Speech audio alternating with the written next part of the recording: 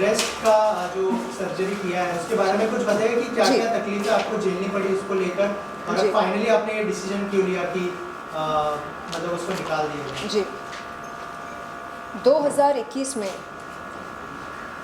मैंने heavy breast implants डलवाए थे, ये सोचकर कि बड़े अच्छे लगते हैं। तब मुझे लगा था कि मैं बहुत स्ट्रॉन्ग हूँ मेंटली एंड फिज़िकली, और क्योंकि मैं बहुत स्ट्रॉन्ग हूँ इसलिए मैं इन हेवी ब्रेस्ट इम्प्लांट्स को झेल सकूँगी। आप देख सकते हैं ये कितना बड़ा है और कितना भारी है। इसका वज़न है 825 ग्राम्स ईच।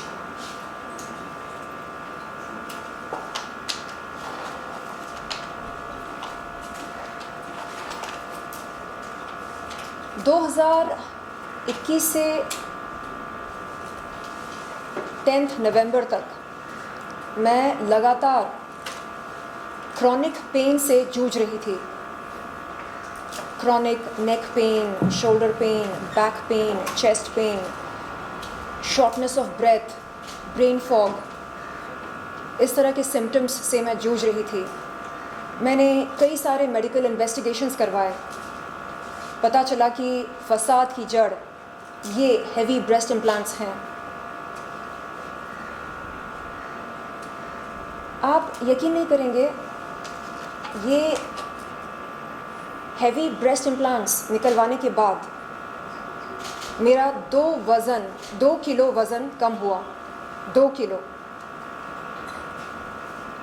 आप अनुमान लगा सकते हैं कि मुझे कितनी राहत मिली होगी। मुझे न केवल दर्द से राहत मिली बल्कि नकलीपन से भी छुटकारा मिल गया।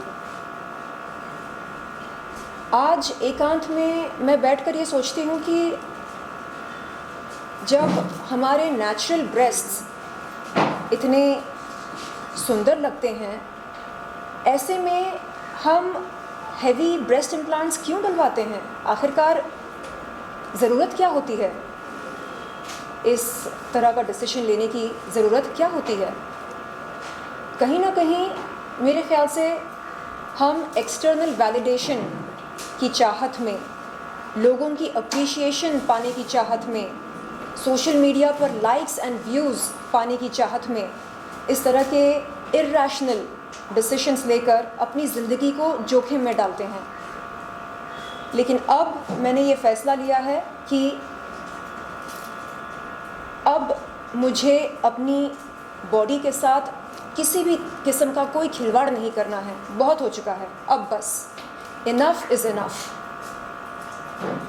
ये जो परसेप्शन बनाया गया है कि the ultimate vital statistics of a sex bomb or a bombshell or 36, 24, 36, ये जो वाइटल स्टैट्स सेट हुए हैं आज की समाज में, इन्हें सेट किसने किए? हम ऐसा क्यों मानते हैं कि 36, 24, 36 ही एक आवर ग्लास फिगर के स्टैट्स होते हैं? इससे हटकर अगर आपके स्टैट्स हों तो वो फिगर परफेक्ट नहीं होता है। कौन तय करता है कि परफेक्ट फिगर क्या होना चाहिए और क्या नहीं? मैं कहती हूँ इनफ इज़ इनफ, बहुत हो चुका है। It is time that we start, it is high time we started embracing our authenticity, our realness, and it is high time that we started taking pride in who we really are and how far we have come. बजाय ये कि अरे शायद मेरे breast छोटे हैं, शायद मेरी नाक छोटी है, शायद ये शायद वो, बजाय ये सब सोचने के हम ये भी तो सोच सकते हैं कि मैं जो भी हूँ, जैसी भी हूँ, भगवान की क्रिएशन हूँ, परफेक्ट हूँ, उनकी नज़र में परफेक्ट हूँ। तो मुझे लगता है कि मानसिकता में बदलाव लाने की हमें सख्त ज़रूरत है, और जब तक ये बदलाव हम ना लेकर आएँ तब तक हम इसी तरह सोशल मीडिया पर रॉन्गली इन्फ्लुएंस होते रहेंगे, है कि नहीं। मेरे डॉक्टर ने मुझसे पूछा सर्जरी के बाद, जब मैं बेहोशी की हालत से होश में आई, उन्होंने कहा कि आपके नेचुरल ब्रेस्ट्स ब्यूटीफुल हैं, सुंदर हैं, तो क्यों आप 4 साल लगातार 825 + 825 1650 ग्राम्स को अपने सीने में लेकर जी रहे थे। It is not easy. सुबह शाम इनके साथ जीना, उठना, बैठना, चलना, डांस करना, जिमिंग करना, इट इज़ नॉट ईजी। तो आखिरकार ऐसी क्या मजबूरी थी? मजबूरी ये थी कि कहीं ना कहीं मैं चाह रही थी कि मुझे ज़्यादा अप्रिशिएशन मिले, कहीं ना कहीं मैं चाह रही थी कि मुझे एक्सटर्नल वैलिडेशन मिले।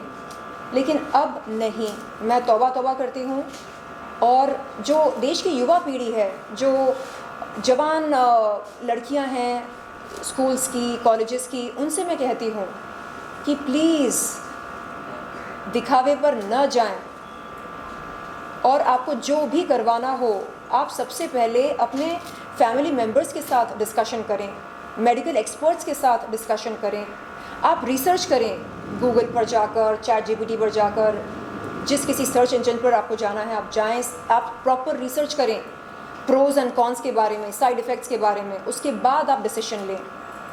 क्योंकि इसने करवाया आपको करवाना है, क्योंकि फलाने ने करवाया आपको करवाना है, नहीं, ये तरीका गलत है। और सबसे पहले आप पूछिए खुद से, क्या ये ज़रूरी है?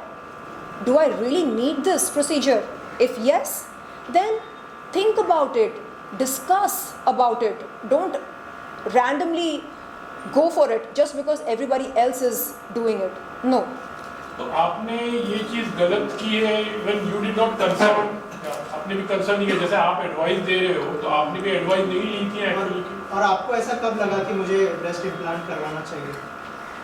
देखिए, जब आपसे बार बार कहा जाए कि आप में ना नमक नहीं है, आप अगर थोड़ा और हॉट हो जाएं तो फिर मज़ा आएगा, तो फिर बात बनेगी। और सोशल मीडिया पर हम देखते हैं कि जिन महिलाओं के ब्रेस्ट्स ज़्यादा बड़े होते हैं या जो ज़्यादा वोलप्शस होते हैं, उनको ज़्यादा लाइक्स मिलते हैं, ज़्यादा व्यूज़ मिलते हैं। कहीं ना कहीं मैं बहक गई थी, और मुझे लगा क्यों ना मैं ख़ुद को और बेहतर बनाऊं। ये दिल मांगे मोर बड़े अच्छे लगते हैं। अब समझ में आ रहा है कि बड़े अच्छे लगे ना लगे, लेकिन अपने सुंदर लगते हैं। अब समझ में आ रहा है कि हेल्थ से बढ़कर, अपनी सेहत से बढ़कर कोई चीज़ हो ही नहीं सकती, चाहे वो वैनिटी क्यों ना हो, चाहे वो ब्यूटी क्यों ना हो, चाहे वो कुछ और क्यों ना हो। हेल्थ से बढ़कर कोई भी चीज़ नहीं हो सकती है। Health is non negotiable. पर ये जैसे अगर ये एक धारणा है लोगों में, आजकल बहुत हो रहा है लोग के ब्रेस्ट इम्प्लांट करने के लिए, उससे अपीलिंग होता है, सेक्स अपील ज़्यादा होता है। बहुत बार ग्लैमर इंडस्ट्री में if you want to get into glamour industry then you should have little heavy breast, ऐसा एक सोचना है बहुत बार। तो वो सोच आपकी भी थी कि अगर आपके if you have a big breast then you are going to get lots of work also? Yes, मुझे ऐसा लगा था कि क्यों ना मैं ख़ुद को और आकर्षक बनाऊं, और बेहतर बनाऊं, और अपीलिंग बनाऊं। लेकिन मैं कर क्या रही थी? मैं अपनी ज़िंदगी को और ज़्यादा कॉम्प्लिकेटेड बना रही थी। अगर इतने हेवी ब्रेस्ट इम्प्लांट्स मेरे सीने में नहीं होते तो शायद chronic back pain, chronic neck pain, chronic shoulder pain, chronic chest pain, shortness of breath, brain fog वगैरह वगैरह जैसे साइड इफ़ेक्ट्स मुझे नहीं हुए होते। तो सवाल ये है what is the price that you're willing to pay to look extraordinary? Are you willing to live with chronic pain? क्या आपको chronic pain के साथ जीना मंजूर है? क्योंकि इतने भारी implants अगर आप डलवाते हैं तो chronic pain तो होना ही होना है। और क्या आप शबनम जी 4 साल का जो पीरियड था उसके अंदर क्या क्या प्रॉब्लम्स आपने फेस किए, अगर उस बारे में अगर कुछ शेयर करें? यही शुरुआत में तो मैं सोचती थी मैं बहुत स्ट्रॉन्ग हूँ, I am a strong girl, I can take any kind of pain, मैं मेंटली स्ट्रॉन्ग हूँ, फिजिकली स्ट्रॉन्ग हूँ और मैं हर पेन को बर्दाश्त कर सकती हूँ। लेकिन हर बॉडी की एक सीमा होती है कि नहीं? बर्दाश्त करने की भी एक सीमा होती है। शुरुआत में मैं पेन को इग्नोर करती रही। पेन बहुत ज़्यादा सिवियर नहीं हुआ करता था पहले, बेरेबल होता था, लेकिन धीरे धीरे धीरे जैसे कंपाउंड इंटरेस्ट बढ़ता है वैसे ये पेन भी बढ़ने लगा। पहले थोड़ा, फिर उससे थोड़ा ज़्यादा, फिर उससे थोड़ा ज़्यादा, ऐसे करते करते करते बहुत ज़्यादा होने लगा। और क्योंकि मैं एक किडनी फेलियर सर्वाइवर रही हूँ, इसलिए मेरे लिए पेन किलर्स खाना बहुत ज़्यादा रिस्की हो जाता है। तो जब मैंने सोचा कि ये मैं कर क्या रही हूँ, किडनी फेलियर को मात देकर, किडनी फेलियर सर्वाइवर बनकर अब मैं पेन किलर्स पर क्यों जी रही हूँ? बहुत ज़्यादा पेन जब होता है हम क्या करते हैं, उससे तुरंत राहत पाने के लिए पेन किलर खा लेते हैं। अब वो पेन किलर हमें कितना फ़ायदा देता है, कितना नुकसान, वो हम बाद में समझ पाते हैं। जब नुकसान होता है ना, तब समझ में आता है कि अरे 2 पल की राहत के लिए हमने हमारे किडनी के साथ देखो क्या कर लिया, हमने कितना नुकसान दे दिया किडनी को। तो फिर मुझे लगा नहीं बाबा, ये पेन किलर्स खाकर मैं जीऊँगी, हो सकता है किडनीज़ दोबारा फेल हो जाएं। अब किडनीज़ के बगैर मैं कैसे जीऊँ? यानी मेरे किडनीज़ नहीं रहेंगे तो इन इम्प्लांट्स का क्या करूँ मैं? और मेरा शरीर ही नहीं रहेगा, जिस्म ही नहीं रहेगा, तो इन इम्प्लांट्स का क्या करूँ? तो फिर जब मेडिकल इन्वेस्टिगेशंस सामने आए, उनके नतीजे सामने आए, तब मुझे एहसास हुआ कि मैंने अपने पैरों पर कुल्हाड़ी मारी। एहसास हुआ कि बहुत बड़ी गलती करी मैंने इतने हैवी ब्रेस्ट इम्प्लांट्स डलवाकर। इसकी ज़रूरत ही नहीं है, ज़रूरत कभी नहीं थी और कभी रहेगी भी नहीं। शबनम, आप किससे इंस्पायर हुई थी? ऐसी कोई एक्ट्रेस को आपने देखा हो जिससे आप इंस्पायर हुई हो, अगर कुछ शेयर करें आप उसके बारे में? ना हमारे बॉलीवुड वाले, हॉलीवुड वाले। जी, आज आप सोशल मीडिया पर जाइए, हर दूसरा, तीसरा, चौथा रील आपको किसी हॉट बॉम्बशेल का दिखाई देगा। इतने बड़े बड़े पपीते या ब्रेस्ट इम्प्लांट्स कह लो, बिग ब्रेस्ट्स दिखाई देते हैं और आपको लगता है कि ओह वाह, क्या लुक है, क्या नज़ारा है, चलो हम भी करवा के देखते हैं। तो इस तरह मैं रॉन्गली इन्फ्लुएंस हुई थी सोशल मीडिया पर इस किस्म के रील्स देखकर, और मैंने चाहा कि मैं दी अल्टीमेट बॉम्बशेल बनकर दिखाऊं। लेकिन अब लगता है कि नहीं बाबा, मुझे नहीं बनना कोई बॉम्बशेल, नहीं बनना कोई सेक्स सिंबल। मुझे बस एक अच्छी सेहतमंद ज़िंदगी बितानी है। मैं आराम से सांस ले सकूं, आराम से जिम जाकर जिमिंग कर सकूं, हंस सकूं, खेल सकूं, डांस कर सकूं। जो छोटी छोटी खुशियाँ हमें मिलती हैं रोज़मर्रा की ज़िंदगी से, बस वो खुशियाँ मुझे मिल जाएं और कुछ नहीं चाहिए। मुझे बस एक सेहतमंद ज़िंदगी बितानी है। सरली, मैं ये पूछना चाहूँगी कि जब आपने इम्प्लांट कराया तो उससे पहले आपके डॉक्टर ने इसके बारे में, इसके साइड इफेक्ट, प्रिकॉशन, इस सिम्टम्स के बारे में आपकी चर्चा हुई थी कि नहीं? और कितने दिनों बाद आपको सिम्टम्स दिखाई देने लगे पेन वाले? जी, शुरुआत में मेरे सर्जन ने बोला था कि देखिए ये साइज़ आपके लिए ठीक नहीं है, मैंने कहा नहीं डॉक्टर, ये दिल मांगी मोर बड़े अच्छे लगते हैं।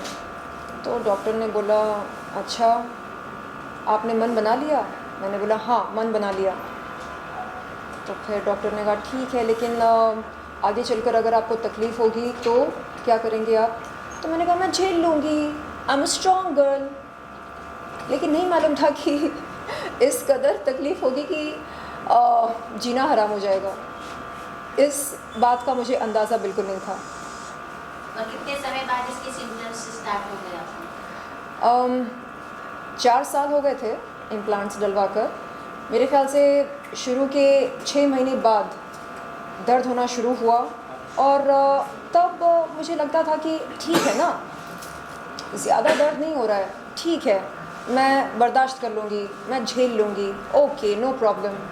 लेकिन धीरे धीरे धीरे धीरे वो दर्द बढ़ता गया और मुझे बहुत दिक्कत हो रही थी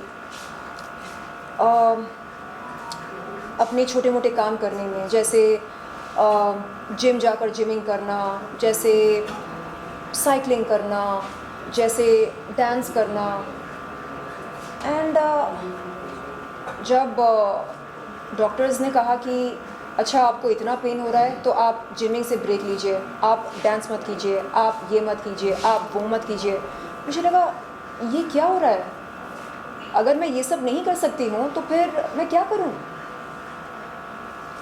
उसके बाद मैंने मेडिकल इन्वेस्टिगेशंस करवाए ये जानने के लिए कि आखिरकार प्रॉब्लम क्या है, क्यों हो रहा है इतना पेन, ये शॉर्टनेस ऑफ ब्रेथ क्यों हो रही है, ये मूड स्विंग्स क्यों हो रहे हैं, ये ब्रेन फॉग क्यों हो रहा है, ये चिढ़ क्यों मचती है, इरिटेबिलिटी क्यों हो रही है।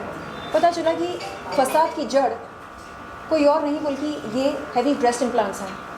अच्छा, तो ये अभी फ़िलहाल आपने जो ये रिमूवल किया है एक्चुअली जो एक ब्रेस्ट है, तो अभी फ़िलहाल जो अभी है वो छोटे साइज़ के आपके अभी है या ओरिजिनल है? डॉक्टर्स ने कहा कि अगर आपके नेचुरल ब्रेस्ट्स इतने प्यारे हैं, सुंदर हैं, तो आपने ये इम्प्लांट्स डलवाए क्यों, क्या मजबूरी थी? मैं निशब्द हो गई थी जब इस तरह का सवाल मेरे सामने रखा गया था। मैंने कहा था डॉक्टर ये तो ठीक ठाक हैं, इसमें ऐसी कोई ख़ास बात तो है नहीं। तो डॉक्टर ने कहा कि क्यों लगता है आपको कि ख़ास बात नहीं है? जिन महिलाओं की चेस्ट एकदम फ्लैट होती है वो हमारे पास आते हैं और कहते हैं कि डॉक्टर हमें एनहांस्ड अपीयरेंस चाहिए, कुछ कीजिएगा। लेकिन ऑलरेडी जब आपके ब्रेस्ट्स नेचुरल हैं, ब्यूटीफुल हैं, तो फिर आपको ऐसी आवश्यकता क्यों पड़ी? तो मैंने कहा नहीं, वो सोशल मीडिया पर आप जाओ तो आपको पता चलेगा कि ये तो ओके माना जाता है, एक्सेलेंट तो बड़े ब्रेस्ट्स को माना जाता है। तो उन्होंने कहा कि बेटा ये जो मानसिकता है आपकी, इसे आपको बदलना पड़ेगा। आप जैसे हो वैसे ख़ुद को आप एक्सेप्ट करो। छोटे हैं तो है, मीडियम है तो है, जैसे भी हैं मेरे अपने हैं। राखी ने कहा कि अभी तो फिर शर्लिन की दुकान बंद हो जाएगी, ऐसा कहा उन्होंने, तो उस पर क्या कहा? मतलब उनका उस तरह से कहना है कि अभी वो जो सेक्स अपील है या फिर जो काम है तो दुकान बंद हो जाएगी, इस पर आपका क्या कहना है? क्या बोलूँ मैं, सच में ऐसा बोला?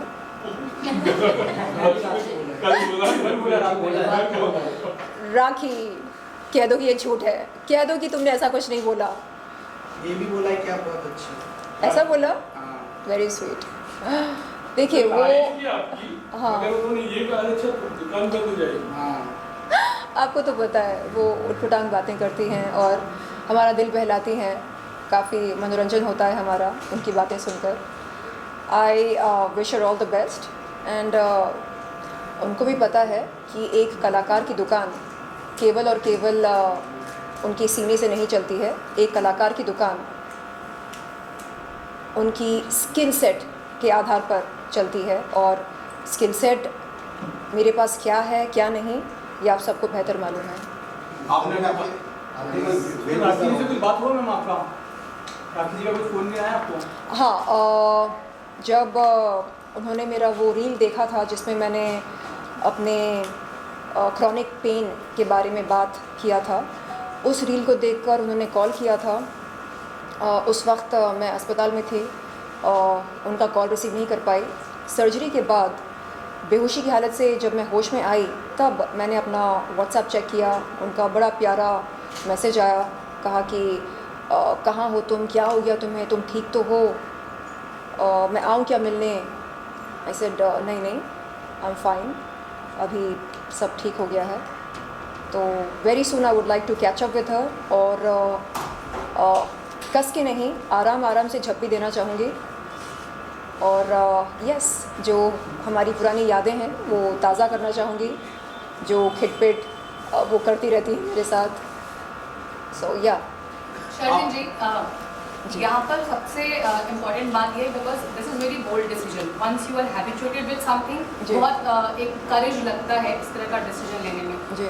और ऐसे बहुत सारे लोग हैं जो इस तरह का क्रॉनिक पेन और प्रॉब्लम्स झेल रहे होंगे, लेकिन बिकॉज ऑफ इनसिक्योरिटी वो ये डिसीजन लेने उनके लिए टफ होता होगा, क्योंकि वो एक हैबिचुएटेड हो गए कंडीशन के साथ। उनके लिए आप क्या मेक एंड ब्रेक पॉइंट क्या बताना चाहेंगे आपके लिए था? और क्या वाकई जैसे ही आपको डॉक्टर ने बोला कि आप रिमूवल करवा लीजिए, इमीडिएटली आप रेडी हो गई या आपको भी वो इनसिक्योरिटी आई?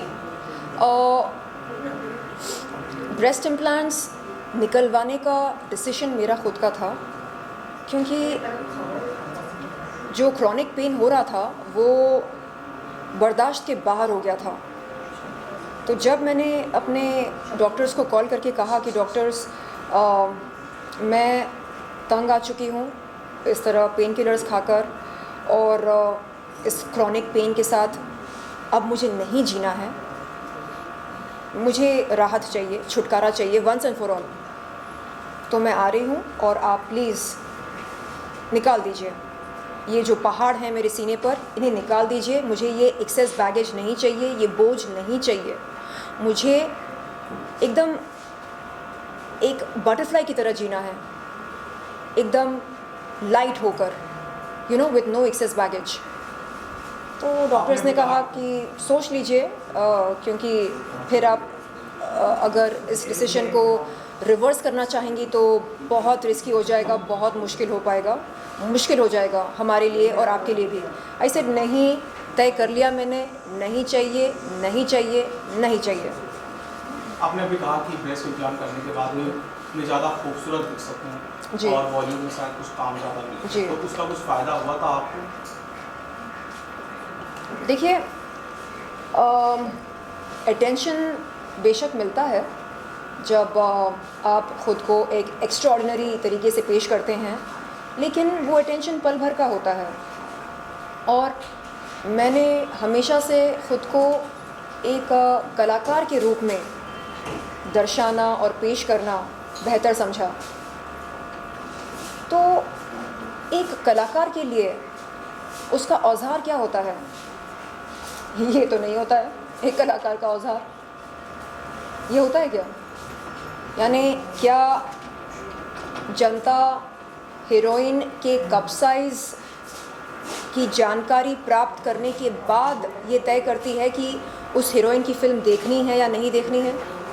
अगर हीरोइन का कप साइज़ डबल डी हो तो जनता जाकर उनकी फ़िल्म देखेगी, और अगर बी हो या सी हो या ए हो कप साइज़ तो जनता उनकी फ़िल्म नहीं देखेगी? ऐसा नहीं होता है, करेक्ट? तो कप साइज़ का एक कलाकार की क्षमता के साथ कोई कनेक्शन नहीं है। और मुझे समझ में आने लगा कि अगर मुझे ख़ुद को एक कलाकार के रूप में पेश करना है, दर्शाना है, तो फिर इन चीज़ों की ज़रूरत ही नहीं है।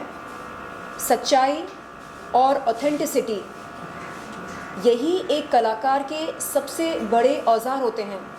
अगर आपके पास सच्चाई ना हो तो आप क्या बेच रहे हैं?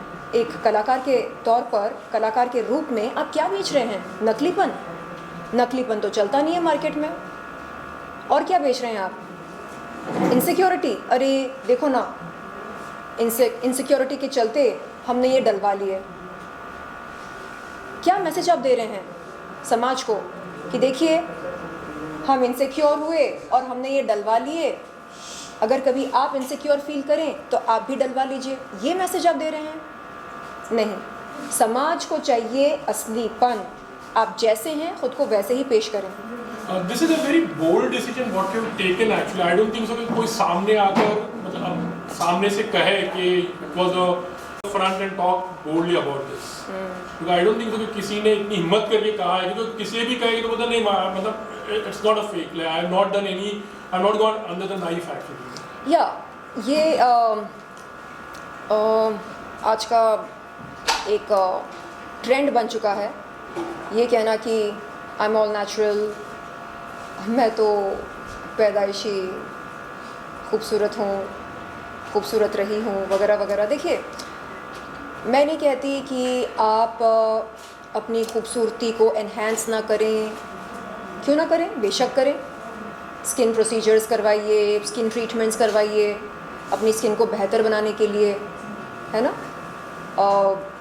कई सारे ट्रीटमेंट्स आए हैं मार्केट में जिसके चलते आप अपने चेहरे को एकदम स्मूथ जस्ट लाइक बटर करवा सकते हैं, ग्लो लेकर आ सकते हैं स्किन में, बेशक कराइए।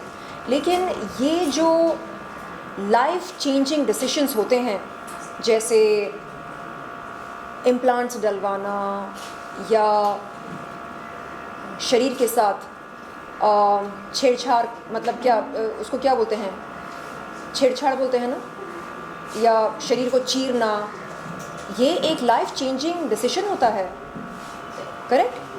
तो आप जब भी कोई सर्जरी करवाते हैं, इन्वेजिव सर्जरी, उस वक्त आपके शरीर को चीरा जाता है, करेक्ट।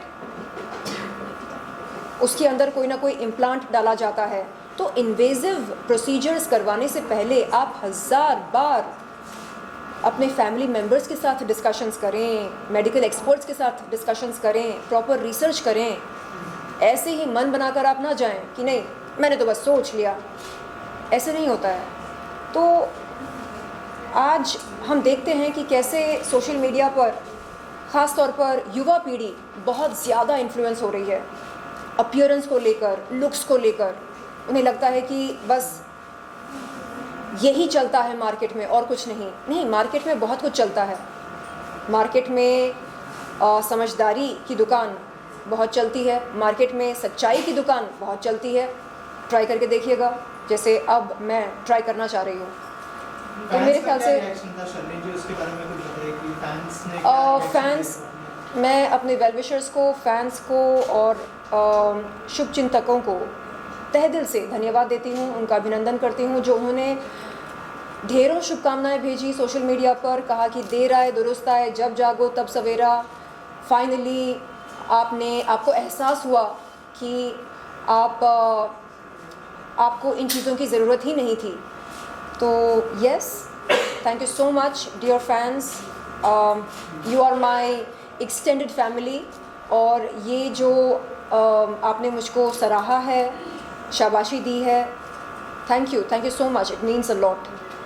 सरलीन, एक और प्रश्न पूछना चाहूँगी कि अभी बॉलीवुड में भी कई सेलिब्रिटीज हैं जिन्होंने करवाया था इम्प्लांट, उसके बाद उन्होंने रिमूव कर दिया, लेकिन सरलीन ने सामने आके प्रेजेंट किया, उसके बारे में बताया, तो इसके लिए कितना गट्स लगा, कितना समय लगा सामने लोगों के सामने? देखिए, आप जब ऑथेंटिसिटी, इंटेग्रिटी, इन इमोशंस के साथ जुड़ जाते हैं। ऑथेंटिसिटी का मतलब क्या? सच्चाई, असलीपन, नो नकलीपन, ओनली असलीपन। अब मैं चाह रही हूँ कि मैं ना फिलर्स का सहारा लूँ, ना इम्प्लांट्स का सहारा लूँ।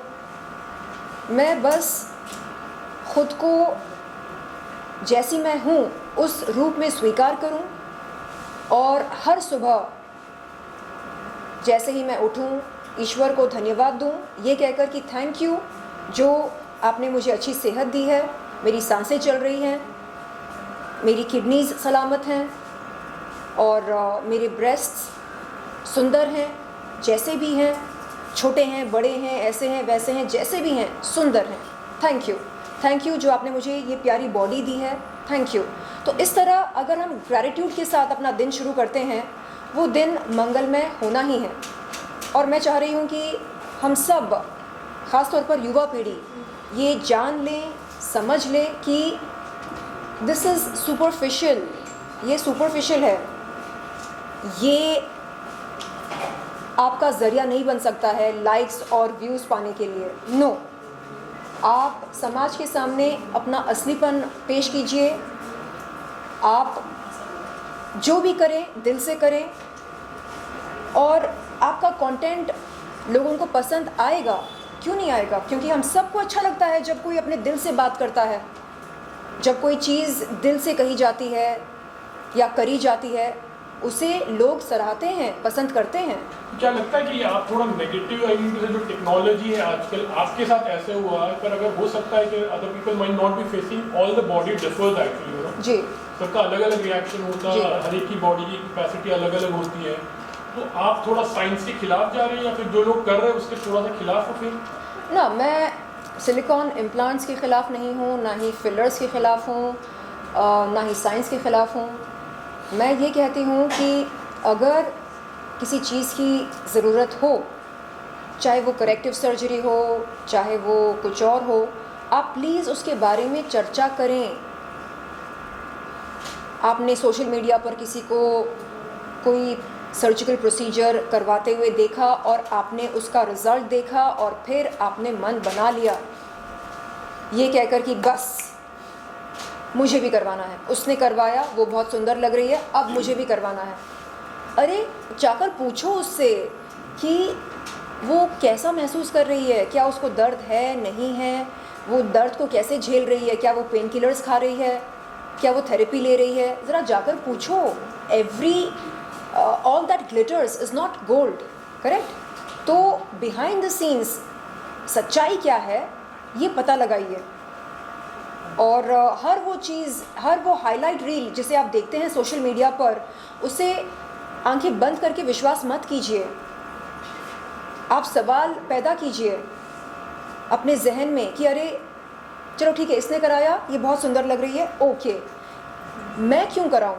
अगर आपका दिल कहता है कराओ ना, कराओ ना, खुद से पूछो क्यों, मैं क्यों कराऊं? उसकी ज़रूरत है, नहीं है, तो मैं क्यों कराऊं?